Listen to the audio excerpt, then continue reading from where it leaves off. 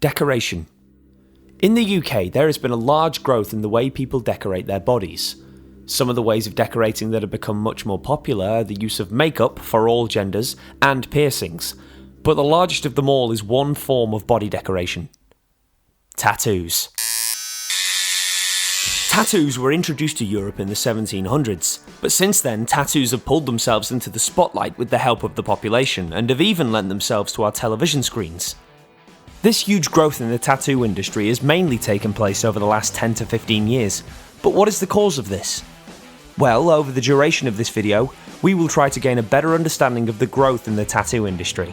This is Thicker Than Ink.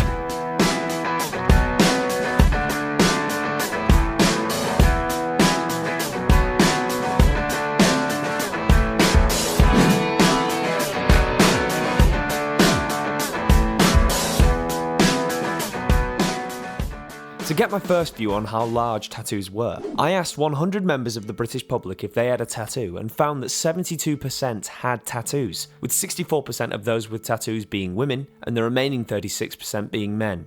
From the 28% of the 100 participants that didn't have tattoos, the split between the genders was 50-50.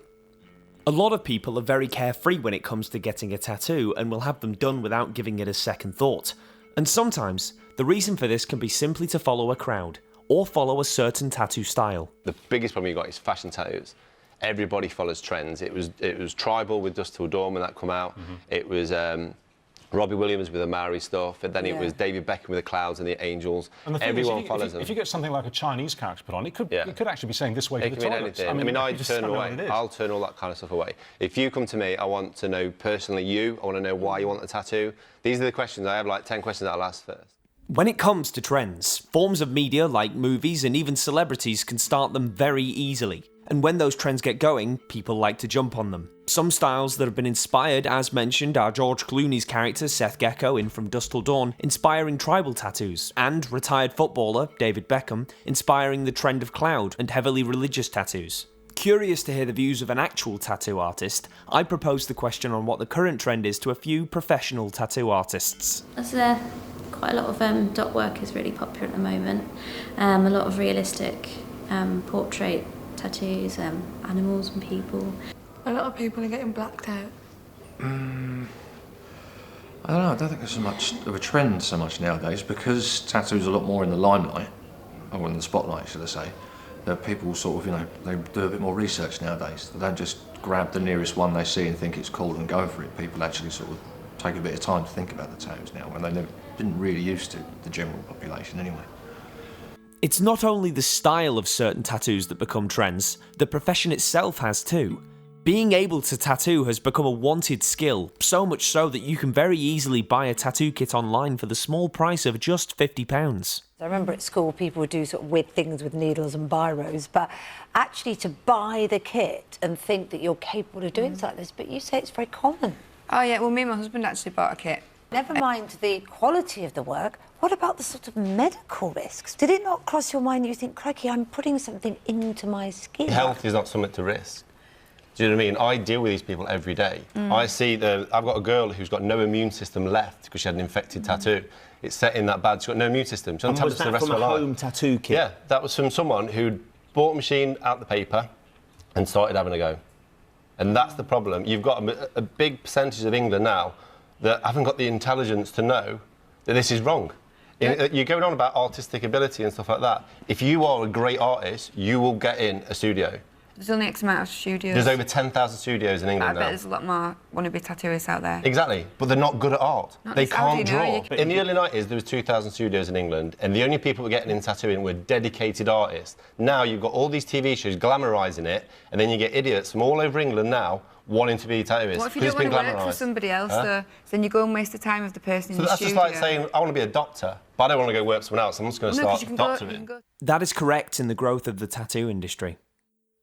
According to The Experian, between 2004 and 2014, the amount of tattoo studios in the UK had risen by over 173%, and is still growing. When a person gets a tattoo, it can be to follow a trend, but as history has shown, people also get tattoos for a personal meaning. A tat can have any personal meaning that a person wants it to have. Curious about this, I invited a group of people to find out their personal tattoo definition. This tattoo, which I got about 2 years ago, it says the greatest thing you will ever learn is to love yourself. This tattoo means quite a lot to me because when I was a lot younger, I was quite insecure about the way I looked. Didn't really fit in. I wanted to be that cool kid, like that popular guy, the one that everyone knows, and I wasn't that person. But obviously as I grew up, I realised that you need to accept yourself in order for anyone else to accept you as well, which is the reason why I got this tattoo. The reason why I've had my sleeve is it's a memorial army tattoo, which it means a lot to me because I've actually served in the British Army. I've sort of mixed it about. I've sort of had a memorial type thing to help me obviously remember the lads that we've lost in the Iraq War. I've also had a part of it with Winston Churchill on because I believe he was the best British Prime Minister the country's had. I've also had an army theme just here, and the army theme detail, it's an army hymn, and it states they shall not grow old as they are left to grow old. Age shall not weary them, nor the years condemn, and going down of the sun and in the morning we will remember them. The tattoos that probably mean the most to me, I've got a full set of wings on my back. Sometimes I needed a reminder to myself to say, you know what, you are actually doing okay. And I felt that a full set of angel wings really said that for me, to remind me on days when I think, things just really aren't going so well, that actually they are, and everybody deserves to be reminded of that, and that's what those wings do for me, and I get a lot of enjoyment personally out of them. I've got a Woody and Bo Peep matching like love hearts on my legs, and that say true love, and they're really cute, and I love Toy Story, so that's why I got it.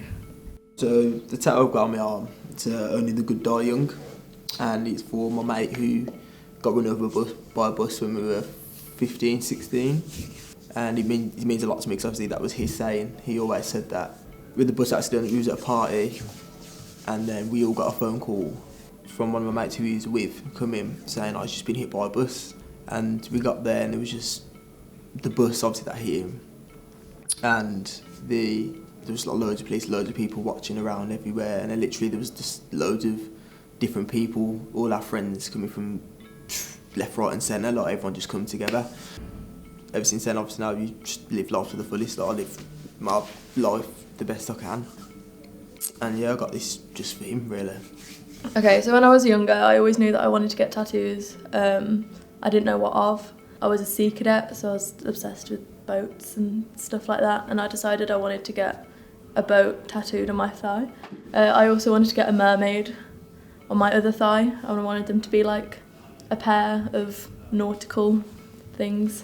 So, yeah, I got them both. My tattoo is basically Pikachu and pizza, which when people ask me why I got it, I'll more or less say I'm sporadic, I'm like nuts. But the real reason I really got it, ever since I was around 5 years old, I had a slight issue. I've been in surgeries, spent a quarter of my life in hospital.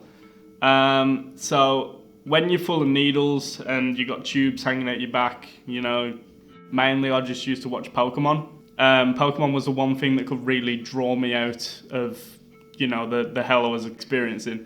So ended up getting Pikachu. The main thing that really pushed me was I've been in accidents, I've had a bunch of scars, and this was one scar I kind of wanted to put on myself. Yeah, that's more or less the gist of my tattoo. I even proposed this topic to the artists. Just mainly have things that I like for whatever reason. Like I've got a Dolly Parton tattoo, so I'm a big Dolly Parton fan. I have a tattoo on my arm there that I got when my daughter was born. No, none of mine do.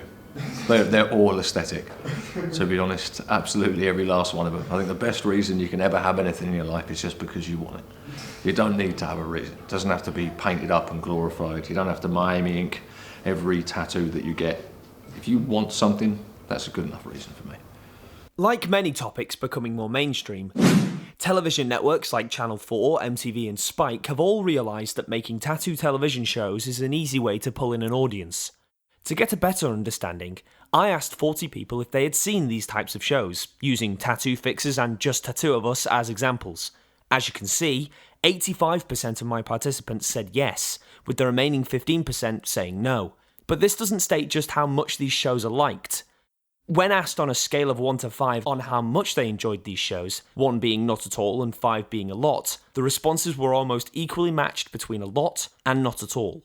These shows, more specifically Tattoo Fixers, have received a lot of criticism from the British tattoo industry in the past, so much so that a campaign called Fuck Tattoo Fixers has even been launched. What do you think of the Fuck Tattoo Fixers campaign started by actual British tattoo artists? I am 100% behind it, to be honest with you.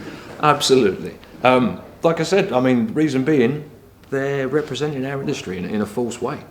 I do not like it. Do not like it. You know, you read about all the lash, what's the word? Backlash, yes, that's the one I'm looking for. Thank you, words are hard. But yeah, you know, people that have got serious infections, you know, I mean, there was the guy on there that was going to have breast augmentation to be a transsexual. And beforehand, that wasn't taken into account with the cover-up that he was having. So by the time that guy goes to get his breast augmentation, that tattoo is going to look ridiculous. You know, so, I mean, there are tattooists out there that are offering free cover-ups for anybody that's had work done on them at Tattoo Fixers. Yeah, I'm 100% behind it. They're clowns, making our industry look like idiots to people. And, you know, tattooists have worked incredibly hard for years to try and get rid of the stigma of what the average Joe thinks about tattooing. You know, about, you know, it's for sailors, it's for criminals, it's dirty, the art is poor and all this kind of stuff, you know. And that's not the case, and we've slowly been chipping away at this preconception that if you have tattoos, you're a bad person. And then these guys come along, just for entertainment's sake, undoing some of that work. You know, just really not acting like professionals, which is bad. So, fuck Tattoo Fixers. To find out how believable these shows seem, I gave the public the statement that tattoo television shows aren't an accurate representation of the tattoo industry, to see on a scale of 1 to 5 if they agreed or disagreed with the statement. From the answers I got, I found out that most people were on the fence about whether or not they agreed with this statement, with the second and third biggest percentages leaning more towards the agreeing side. But even if most people aren't sure if this is the way the British tattoo industry works, it's fair to say that these shows have been a crucial influence in the rise of tattoos, especially among people under the age of 30. But what else inspires the younger generation other than forms of media? We're from Ink Master, and we're going to be talking about some celebrity tats. This is the purest example of you just don't care anymore. Celebrities. It's no secret that more celebrities like music artists and TV personalities are now heavily tattooed. But these are the kinds of people that 10 years ago you couldn't imagine getting a tattoo. Like pop stars. The music genre that is most identified with tattoos is typically rock, and then following close behind, rap. Yet pop stars of today tend to be more heavily tattooed than rock stars from 10 years ago. But why? The reason for this is the first word of this video. Decoration. I presented the statement that tattoos have become more of a fashion statement to a group of 40, and they chose on a scale of 1 to 5 how much they agreed or disagreed. 5 being I strongly agree, and 1 being I strongly disagree. As you can see, almost 50% strongly agreed with the statement, and nobody strongly disagreed. Knowing this really opened up on the point that tattoos are no longer things that are looked down upon.